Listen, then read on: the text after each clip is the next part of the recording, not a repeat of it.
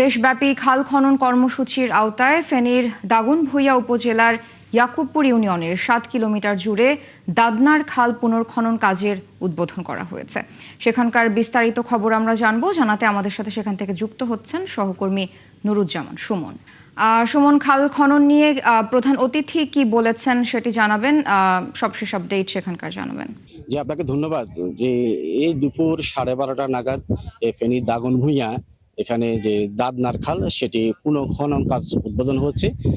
আপনি যেমনটি বলছেন যে বন, পরিবেশ ও জলবায়ু পরিবর্তন মন্ত্রী আব্দুল আল মিন্টু তিনি আনুষ্ঠানিকভাবে এই খাল খনন তিনি উদ্বোধন করেছেন।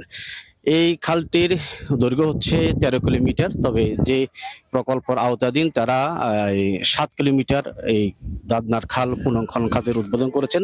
এই প্রকল্প কাজে 72 লাখ টাকা ব্যয় হবে।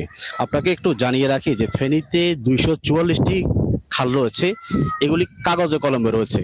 আমরা ফেনী জেলা জুড়ে যেটি ঘুরে দেখেছি যে ফেনীর অন্তত এই 244টি খালের মধ্যে 60% খাল এইগুলি দখল হয়ে গেছে।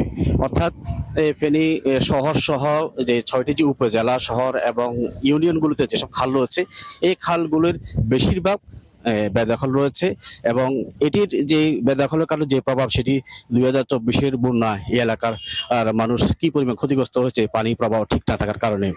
আপনাকে একটু তথ্য দিয়ে রাখি যে ফেনী পৌরসভার যিনি প্রশাসক তিনি আমাদেরকে জানিয়েছেন যে ফেনী পৌরসভা এলাকার যে খালগুলি রয়েছে সেখানে 40 লাখ টাকা ব্যয়ে তারা জল প্রবাহ ঠিক করার জন্য তারা একটি কাজ শুরু করেছেন এবং সেই কাজটি চলমান রয়েছে।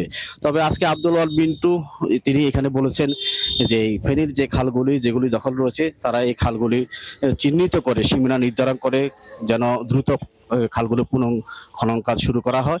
এই জন্য তিনি জেলা প্রশাসনের যারা উদ্বোধক কর্মকর্তা রয়েছেন এবং বিএডিসি যারা কর্মকর্তা রয়েছেন তাদেরকে নির্দেশনা দিয়েছেন। আপনি দেখতে পাচ্ছেন যে ক্যামেরার মাধ্যমে যে এখন যে দাদনার খাল এখানে যে পুনঃখনন কাজ চলছে, এই প্রকল্পটি বিএস্ট্রং একটি বিশ্ব ব্যাংকের একটি অর্থায়নে হচ্ছে এবং তারা এখানকার বিএডিসির কর্তৃপক্ষ তারা আমাদেরকে জানিয়েছেন যে আগামী 2 মাসের মধ্যে তারা এই খালটি পুনঃখনন কাজ সংস্কার কাজ তারা শেষ করবে। ধন্যবাদ যুক্ত হওয়ার জন্য। দর্শক, ফেনীর দাগনভূঞার খাল খনন কর্মসূচির আপডেট জানাচ্ছিলেন সহকর্মী নুরুজ্জামান সুমন।